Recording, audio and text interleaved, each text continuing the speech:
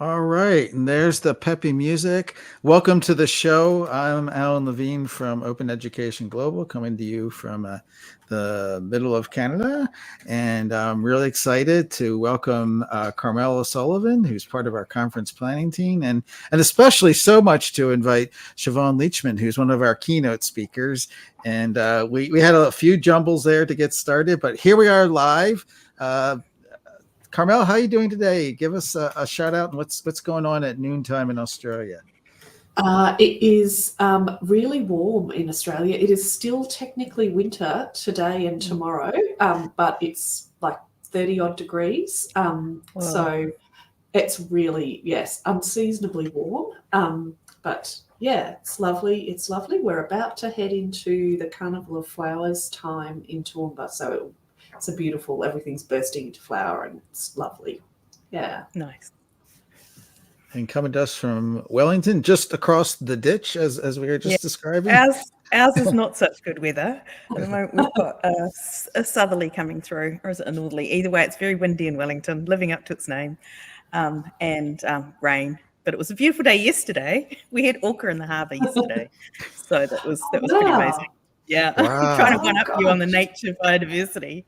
Yeah, so that was good. That's fabulous. So, like, weather is everybody's business, and open is everybody's business. And these shows, for those watching, are something that we've been doing once a month leading up to the conference, building up excitement for what's happening November 13th to 15th in Brisbane. And we're very excited to bring, of course, Siobhan, who's one of our keynote speakers, and we'll get to hear about her and maybe pick her brain, or maybe she'll pick our brains to think about, it's a big thing to bring on a keynote. But first, I just wanted to briefly invite Carmel to talk about where are things at in the planning process, because you went through like the big complicated phase of the schedule. We did, yes. So for my sins, I'm co-chair of the program committee, but really it's been a very collaborative process to get the program up. We were so delighted with the number of presentations that were submitted, and we've got a really it was surprisingly complex to put the program together for 3 days. So we've got 6 or 7 streams at a time. We've got workshops. There's always a workshop on in our streams, and we have really tried hard to get that diversity of voices. We've tried hard to get a really good First Nations perspective. We're really proud of how much Australian content we're able to showcase in the program, as well as balancing it with a really broad range of presentations from all over the place. So I think it's a really full and interesting program, and I'm really excited that I think it's live now, isn't it, Alan? I'm pretty sure. Absolutely. I'm going to put the link in the chat too. Yeah, fantastic. And just actually 3 days is like amazing to do this. I've known in conversations, I've heard it described as like 9-dimensional chess. It's a little bit like that, but luckily technology is your friend when you're doing this. I'm sure that it's easier these days than it was 10 years ago to put a fairly full program together across so many streams. We are really lucky with our location as well. So the Brisbane Convention and Exhibition Centre is a really good location. It's a location in the centre of Brisbane, on the river, at the South Bank Parklands. It's really lovely. Nice. It's a huge complex. I don't know if you've been there, Siobhan. Have you presented there? I know of it. I don't think I've presented there previously. No, so I know of it. Yeah, it's a huge complex, but the area that we've got is quite kind of easy to find. Everything's very contained. All of the different sessions will be right next to each other. Right. So we've got 2 floors that are joined, that are very close to each other. We've just got upstairs, downstairs, multiple sessions, but you won't get lost. Super easy to find. All the hotels are really, really close. Plus, that area has a lot of apartments as well. So really good for whatever type of accommodation that you want. Everything's walking distance. Weather will be awesome. And in fact, this week, the new bridge opened, a walking bridge between really the Convention and Exhibition Centre and across to there's a big new like restaurant precinct across the river. Okay. So you'll be really easy able to walk across there as well. So that's just open. So it's very exciting. Yeah. Fantastic. Sounds amazing. That is, and in our staff meeting, we were talking about getting across the river, and now there's even more ways to do that. It's very we like a walking bridge in Brisbane. We like pedestrian only bridges, and taking advantage of that river. Yeah. So in fact, for the program, the welcoming drinks are across the river. So you do have to use one of those walking bridges on the very first night. There you go. We will walk. Anything like that stands out for you? You did give some hint to the variety of formats and the Indigenous perspective on the schedule. What are you really excited about that came out of this process, and also in terms of the global participation in the conference? Yeah, I think we've got just that mix, that we've got some sessions which are really highlighting the Australasian experience and showcasing what we've been doing for the last few years, which we're really happy about. But then equally, we've got several sessions that are really showcasing a global perspective. So where we've got several different countries presenting together. And then we've got quite a few sessions that are very much highlighting a First Nations perspective as well.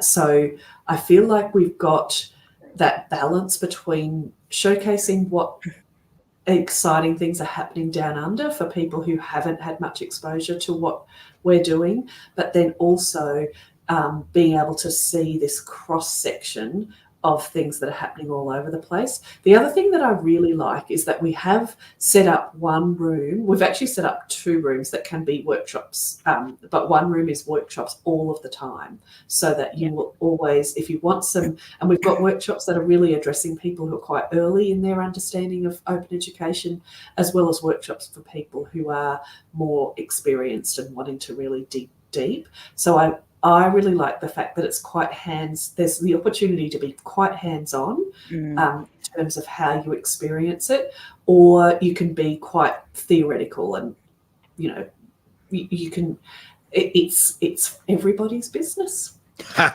There we go. And just again, we ask people to check out the schedule and start, looking at these sessions. This is just the preliminary layout. We hope to, into September, have the full program schedule put out there so you can read all the details and pick the sessions that you want to go to and see more about this. But yeah, thanks for that highlight, Carmel. And of course, the real reason we're here is to have hear so much from Siobhan Leachman, who's one of our keynote speakers. And thank you so much for joining us, Siobhan. And I don't want to be like the inquisitor here, but we want to know about you. We want to know. Yes. We talked earlier. You told me where you're from, but try to give us the encapsulation about your interest, and we'll start going from there. Okay, so basically, I've got to give you a history of me in order to get an idea about how I got into an interest about open and also an interest about education. So I originally trained as a lawyer, and then in my mid-20s, I went over to London, as New Zealanders I want to do, and Australians for that matter, on my big overseas experience.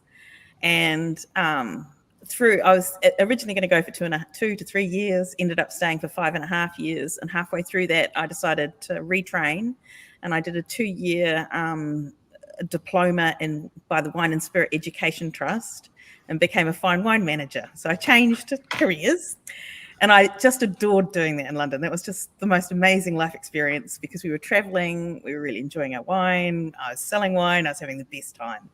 Then we came home to have children, and I was a stay-at-home mum because that's how I'd been brought up, and that's what I regarded as being important. So I stayed at home with my 2 small children. And at this point, I got a little bit bored. I needed a bit more to do.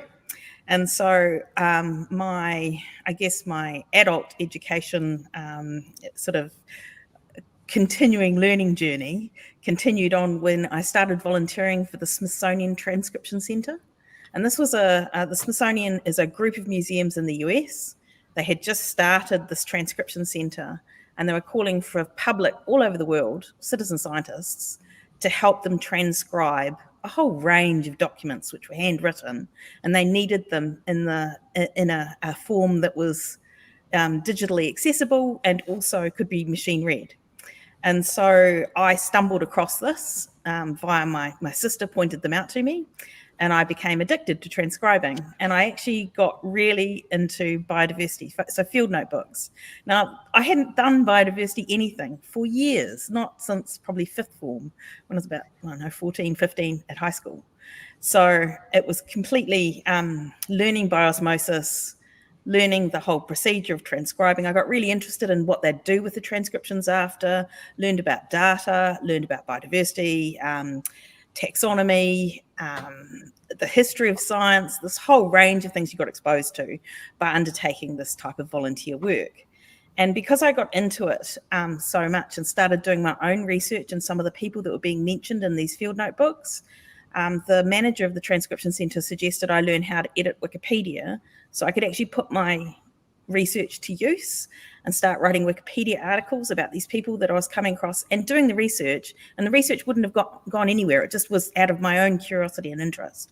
So she said, no, if you're doing it, you may as well use it, reuse it in Wikipedia. So I then learned how to edit Wikipedia, and then I got so addicted to Wikipedia I stopped doing the transcription research, transcribing, because it was like my focus went much more broad. I was much more engaged with then reusing content in Wikipedia and producing content for people to learn about the things I thought were important. And then because I was really interested in it, I started to explore other areas of the wiki universe. So there's the English Wikipedia and other language Wikipedias, but there's things like the Wikipedia, the Wiki image repository, which is called Wikimedia Commons, which is where a lot of, say, State Library of Queensland, for example, has uploaded a whole load of images into Wikimedia Commons for sharing with everybody. And so I started learning about Wikimedia Commons. And then there's also the data repository Wikidata, where it's a huge, now a gigantic knowledge graph. So it's a way to store data. And I just got addicted to doing more and more and more and expanding more and more and learning more and more. And then I got involved with the Biodiversity Heritage Library. So I learned more about library catalogues and how to reuse identifiers and all sorts of things about library data. And then I got involved with museums who are interested in sharing their content. So it just expanded. It's just, I felt like I started narrow and then it's just gone really broad. Yeah. Wow. And so no remorse for the career in law, right? Oh, no. In comparison, this is so much more interesting. Yeah. But saying that, the lawyer training really taught me how to think. That's the thing. The way you train as a lawyer taught me how to think, how to problem solve, how to research, how to address problems. And then I took that methodology and applied it to multiple other areas wherever I was curious. And it's just that degree is not wasted. I use that degree every single day of my life because it taught me how to think a certain way. Yeah. Yes, I have to confess that I also trained as a lawyer. Refugees from the law. But you're quite right. It does teach you how to think. It's very interesting. And of course, on your day, the Siobhan day of the conference, we also have a Wikimedia workshop that people can go to. Oh, fantastic! Oh, that's great. Yeah.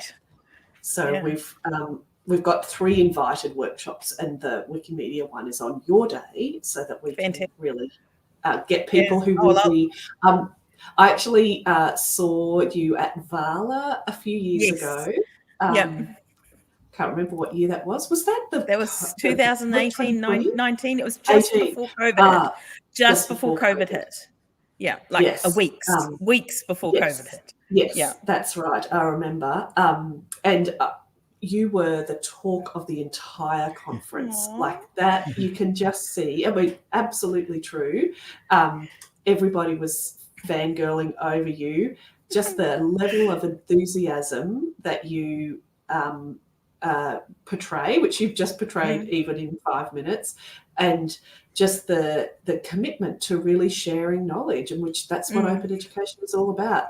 And we really do want to emphasise, because the State Library is one of our partners as conference organisers, State Library of Queensland, because they do such amazing things in providing this information free for the public to engage with. And that broadening what we view as open education to be everybody's business. And it's not a higher education thing. It's a communal, societal thing to have access to good information that's open to everybody. I think those are really great things. But I'm so thrilled for people who are going to attend that conference that they get to listen to you as keynote. Oh, thank you.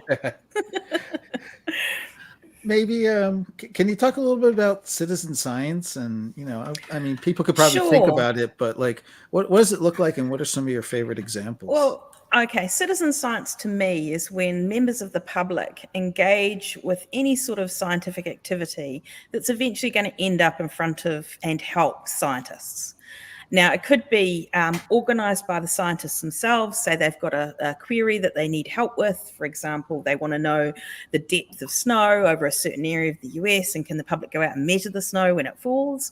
Or it could be something along the lines of just scientists have organised a platform where everyone contributes, and then people can then take that data, scientists can take that data, analyse it in whatever the way they like. So my favourite example of that is a global initiative called iNaturalist, and it's a website and also an app on your phone that you can have both on Apple phones and Android phones, where members of the public go out and observe nature. They take photos of it or sound recordings of it, and then they upload those observations into iNaturalist, and scientists and other citizen scientists can come along and identify, trying to down to species level, what the person has actually seen or heard. And if they get it down to species level, and it's research called research grade, so most people agree that there's this species that's been observed, that data and that observation can then get shared with the Global Biodiversity Information Facility,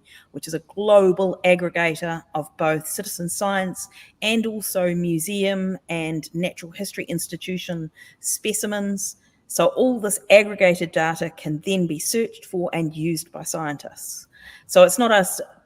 For iNaturalist, it's people going out and observing nature, not necessarily for answering any particular scientific query, but it could later on down the track. Another scientist may come on and go, okay, I need to find out where all the koalas are in this particular area of a national park. And one of the places they will go is look in iNaturalist, circle the bit that they need, and then they'll also go to GBIF, get the data they need from there with the location data they need, and then they can take it away, analyse it, and use it for their science. So that's what citizen science means for me. I am a huge iNaturalist fan. Like it's my go-to be-all. How many? It's fantastic. Yes, because we were camping a few years ago, and at the place we were camping at had a talk about iNaturalist. So my daughter and I both use it. And so whenever we go camping, we take photos of whatever animal or bird we see and upload it, and then see how close we got to identifying it and whether it gets a research grade identification. Yeah, so that's brilliant. Great. Yeah. Okay. Boast. How many photos do you have on iNaturalist? Oh, not many. See, that's the thing. Okay. I've got around 2,000, but that's not where I contribute. You see, that's not my main place of contribution. Okay. I write species Wikipedia articles, and when I write species Wikipedia articles, and my main focus is New Zealand endemic moths.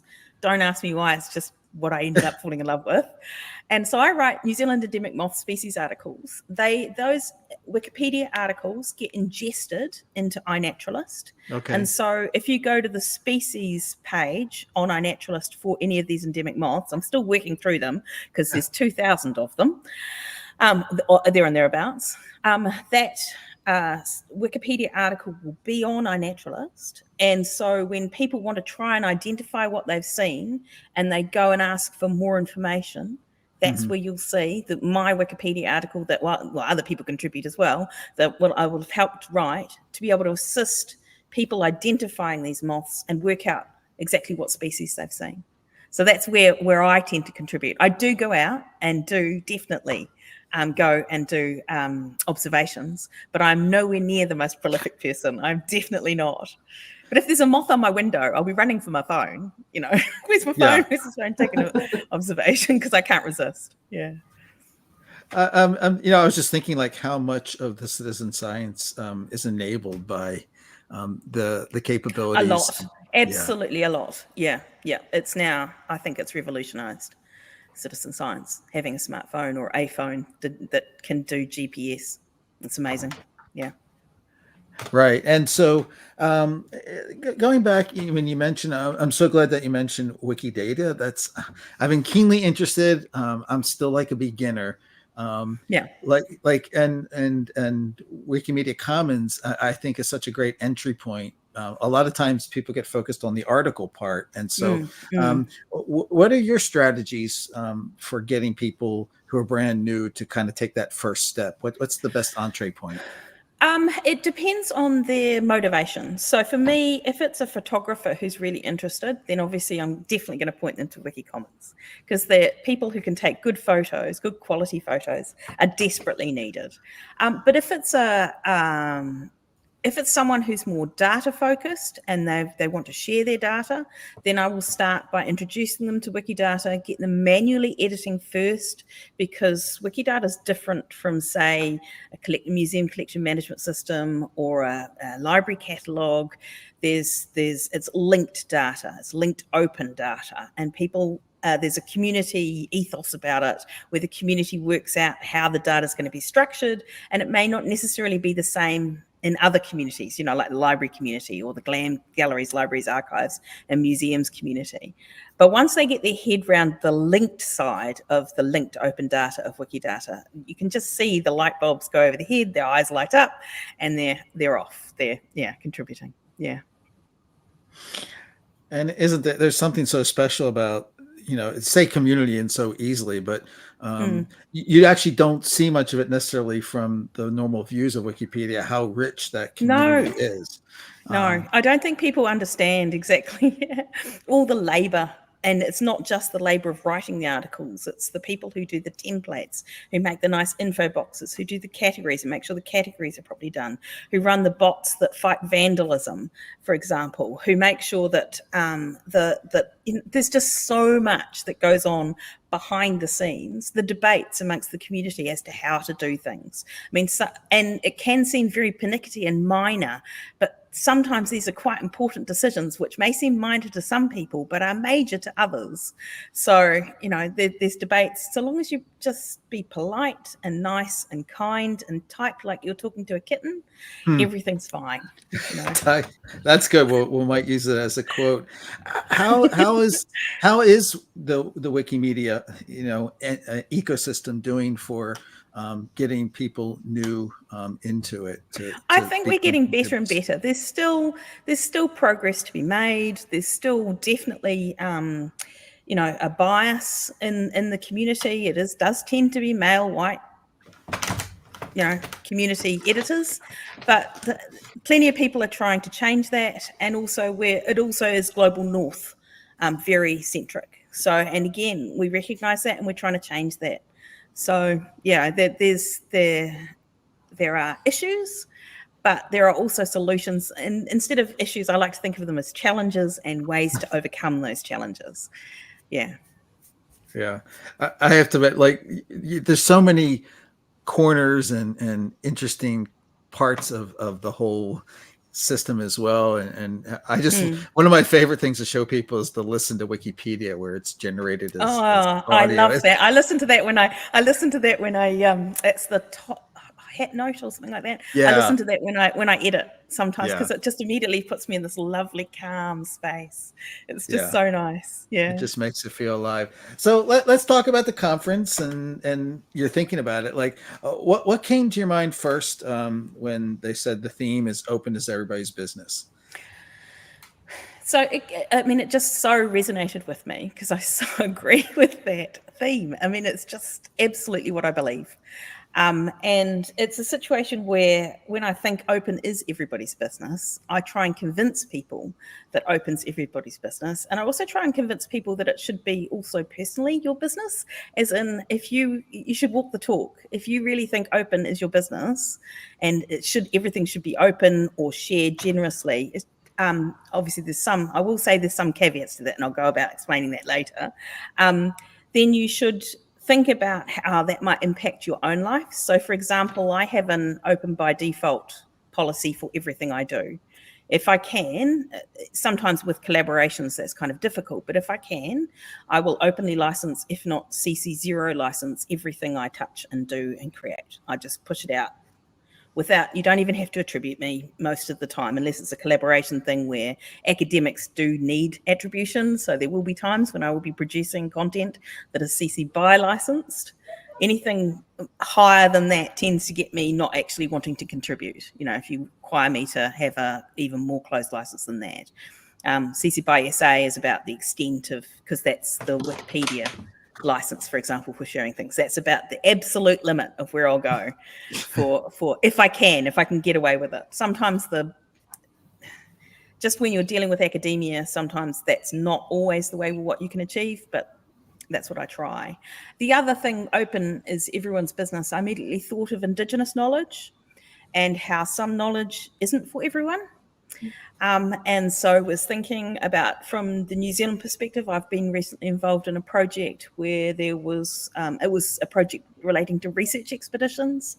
So naturalists going on research expeditions, and there was Indigenous, at this particular expedition, had a lot of Indigenous knowledge around medicinal plants, and just rang red bells over my head thinking, I'm not even sure I want to put this in Wikidata, basically because as soon as you do, it's not so much that the knowledge is in Wikidata, it's the linking is in Wikidata, and it lifts it up this extra level, and I'm not the person to make that decision. It really should be the iwi whose knowledge is basically resulted in coming from this research expedition, who should actually make that decision, even though the expedition was 100 years ago, has a book published on it, has specimens actually published in a GLAM, so the herbarium specimens are available. But the fact that you just put it in Wikidata, it lifts it this extra level, and I just wasn't comfortable. So we got some advice from Kamata, the elders, and they basically told us, yep, you're right, you should go and consult with the community before you do anything. Yeah, and let them make the decision. Yeah, and we do really want to highlight that across the conference as well, is that there are really specific considerations around Indigenous knowledges and what is appropriate to share and what's not. So the first day's keynote will be addressing that in some respects, and we've got a number of sessions where there's a First Nations perspective when we're looking at. Good, because I think it's very important. Yeah, it's very important. Open does tend to be a very global North European type mindset, and you do have to realise there are other perspectives on knowledge, and to work through those perspectives to ensure that everyone is happy with how things are going. And be culturally sensitive, care principles of Indigenous knowledge. There's a whole range of resources where you can upskill yourself. And again, it's something I didn't know when I first started. This is another learning opportunity for me. I had no idea about care principles or Indigenous knowledge when I first started transcribing field notebooks. I had no idea, absolutely none. And it's been a journey that I've been going on. I'm still not there. I'd like to get more knowledge about it, but yeah. What would be, I mean, I can't really say it's a large question, but like, what's an Indigenous perspective on something like Wikipedia? Like, I can't talk to that. Okay. Okay. I can't. I'm a white woman. No, it's not my job. I'm not putting words in their mouth. Okay. You know, very fair. You saw that quick reaction. That was very good. No, it's not. I can't Yeah. speak on their behalf. They will have their own perspectives. I know that Wikimedia Australia has recently put out a report that does actually summarise some of Indigenous peoples from Australia's perspective of the wiki, and that was made for very interesting reading. But the similar work has not been undertaken in New Zealand, so I just don't know. Fair enough. So let's talk. Like, I obviously you're thinking about the keynote. We're not going to ask you to give anything away, but like, can you just talk about where your mind at is on this process of development? I'm still gelling over it. I'd like to have a good look at basically the program schedule now it's been released. I'd like to have a look and see what's in the program schedule and see if there's anything that sparks ideas for me. I certainly do want to emphasize just the general nature of open and how I'm a very practical sort of person, and I don't tend to, because I'm not in the business officially for open education. I think I'd like to take a more general view and also a more practical view as to how to go about actually walking the talk. If you want to have open education and open is everyone's business, I'd like to give suggestions on how you can go about doing that. And I'd probably I will be referring to what I do just because it's what I know. But I would also like to bring in examples of, say, from the Wikimedia ecosystem and community, perhaps some examples of how others might have dealt with how they open things up, and also possibly progression. You know, you want to get people, everyone's on a journey, an education journey, and lifelong learning is what I am a great fan of, and think everyone should be. It's just curiosity. So I'd like to emphasize that somewhere in my keynote. Yeah. And I mean, when you think of keynotes you've seen, I mean, not naming them, but like, what makes a great keynote? Like what is it that? I think it's something you relate to. It doesn't have to, because I'm not a professional speaker. You're going to get me. Good luck. But it's more. I think it's going to be what you can relate to. If you can relate to somebody's perspective or journey or knowledge, and they make you curious and make you think, then I think that makes a great keynote. If they expose you to something you hadn't thought about, or a process or a way of doing things that is new, or a new way of thinking about something, then I think that's what makes a good keynote. Yeah. And as going to the conference, obviously you're going to give a lot of good attention to this keynote, but what else would you like to see come away with from the conference yourself? Oh, I cannot wait to deep dive into a whole range of presentations by other people. I mean, there'll be stuff there that I do not know anything about. They'll be the ones I'm going to, because it's just an opportunity for me to learn so much from a community, which I really value. I think the open education movement is absolutely amazing. And I although I know some perspectives of it, I certainly don't know everything about it. So I'm just cannot wait to attend the conference just as an attendee and go to some of these amazing presentations. Yeah, and it's a challenge. I mean, our organization is Open Education Global, but nobody can know the globe, and so there's so many. But everything's connected. Everything's connected. So you go to one, and then all of a sudden it sparks ideas off in your head, and then you go to another one, and you go, "Oh, that's connected to this in this perspective." It can be very exciting. I cannot wait. Right. And so what can, attendees, the community do to help you prepare for this? Is there something we can help you with? But just just general. I mean, I do, I've read blogs. I know, I've read articles. It's just keep doing what you're doing, and I will hopefully fall across it because I'm just interested. If you're interested in something and you're curious about something, you do come across content, and people push content your way as well. So for me, in the keynote, I'll just be trying to get people to think about open in a slightly more broader perspective, and open education in a more broader perspective, from the perspective of a lifelong learner, from the perspective who's someone who's curious rather than formal education. Because I've trained as a lawyer, I am not a biodiversity person by training. I'm a biodiversity person by curiosity and by, learning myself with presentations and watching people do presentations and just being curious about things and deep diving and reading and stuff. So I'd like to basically try and get that across. Yeah. Yeah. And, in your opening, introduction, it was obviously this was a path driven by this curiosity. And it wasn't about like taking classes or what we think of formal.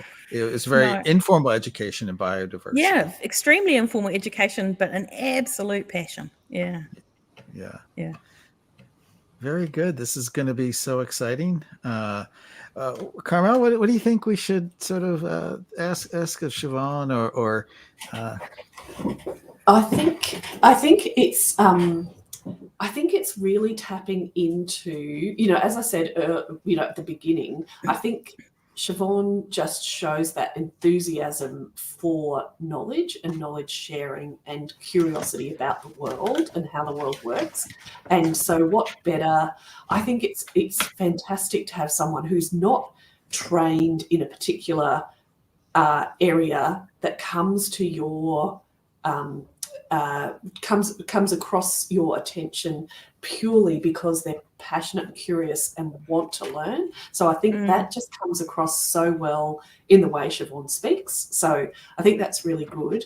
And we really wanted by that conference theme to broaden out the perspective of delegates about where open education has an impact and how we can think about the reach of open education. So that's really what we're interested in, is that broadening of the ideas and that demonstrating of the passion and the curiosity and the willingness to learn and the willingness to give back. And I think it really meshes with the values of the open education community around that volunteering, learning, giving back, sharing, generosity, all of that kind of stuff. That's really our values, isn't it? And I think that will really come across. And I think that will be a really interesting day, that day where we've got the Wikimedia workshop as well. And as Siobhan says, that idea that when you're going to a conference, you're specifically seeking out things you don't already know, and you're letting those sparks happen between all the different ideas that you come across and the conversations that you have over morning tea and all of that kind of stuff. It's like an unparalleled way of learning, really, is in concert with a whole lot of other people who are learning and having those ideas come in their own ways, and then you're just bouncing off them, and it's exponentially increasing the impact of what you've been able to see. If you just saw that sitting at your desk on YouTube, it's completely different from seeing that with other people and then talking about it afterwards and then seeing something else completely different half an hour later. I think I'm really excited for it. Your comments have just sparked a thought for me that I also want to emphasize in the keynote, and it's about openness of community.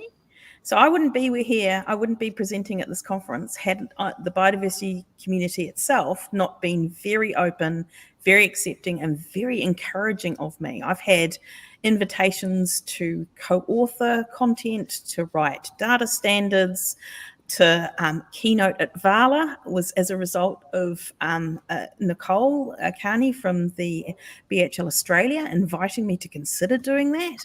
It's the openness of community and generosity of community to encourage people like non-professionals to come in and contribute is also a really important value, I think, that the open education movement has. So I quite like to, I'm now thinking about how emphasizing that as well. Yeah. Yeah, we saw her taking notes there. So ideas. Yeah, you did.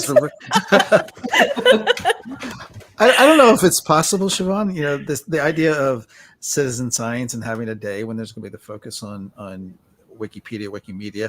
I don't know if it's possible to think of some activity that people might be able to do during the conference that would contribute to something, that would be an act of citizen education, citizen science. Well, action. there's two ways that they could do that. They could download the iNaturalist app and just go for a walk. Yeah.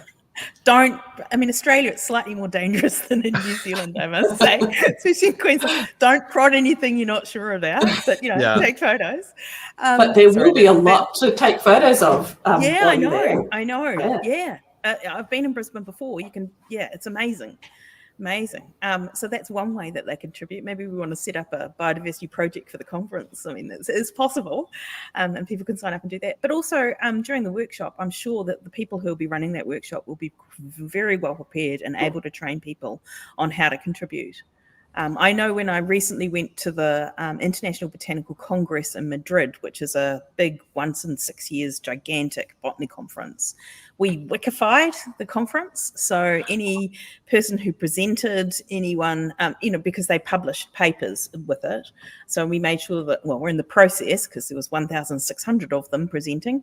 We're in the process of making sure that they've got Wikidata items, that they're linked to their papers, that they've got their identifiers, including library identifiers and VIAF identifiers attached to their Wikidata items, all that sort of thing. So that's always also an option for Wikidata. For Wikipedia, it depends on whether they're going to be, I don't know who's doing I know it'll be someone from Wikimedia Australia who'll be running the workshop, but it could be that they're concentrating just on Wikipedia, in which case it may be that they want people to improve library articles about local libraries from their area, and go out, take photos of them and improve the articles so that people know where to go to get knowledge. Yeah. Yeah. A range of things possible. That whole idea about wikifying a conference, I would love to do this, and I don't know have any idea how to do it, but if we can do this, I think that would be quite something to have happen at the conference. Yeah. All very exciting, and just to add in something else that we're trying to do, because always aware that not everybody can go to the conference and to be part of it. And also the fact that the times of things, we will have some live streams of major sessions. Siobhan's keynote will most likely be live streamed. You can't watch it in many places unless, you can get up in the middle of the night, which is fine. But we're thinking of ways people aren't at the conference can participate and contribute through some activities. And we're playing with an idea of having something like an internet radio station running during the conference. Oh, nice. That you could listen to the sessions, you could listen to things that have been pre-recorded. If someone wants to share their material and put it into a rotation, just to have something open available at any time to hear at the audience. And Can I ask you, are the keynotes, when they're recorded, is that going to be openly licensed and shared? Everyone that we've done before is, we okay, cool. That's good, because I'm going to be not before, because it'll be gazumping myself, but afterwards I will definitely putting the script, and I always write myself a script and slides into Zenodo, likely Wikimedia Commons, and if I can, and it's openly licensed, I would love to attach the recording of the presentation there and also upload it into WikiCommons as well. Absolutely. That's usually what we have done with previous conferences. We always we're not we try to make sure all that is available for people. Fantastic. Oh, it's been so exciting. Thank you, Siobhan, for taking the time to sit here with us and do this seat of the pants without much of a script. And you're welcome. We're just all excited for this session. And remind me, Carmel, what day is Siobhan's keynote? Is that day? She's the middle day, so the Thursday. Yeah.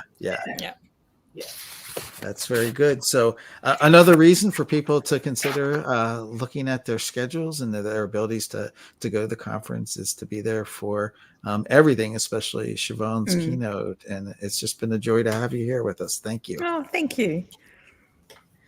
All right. Thanks so much. Yeah. We will now do our little outro music thing, and then we'll go off the air. Fantastic.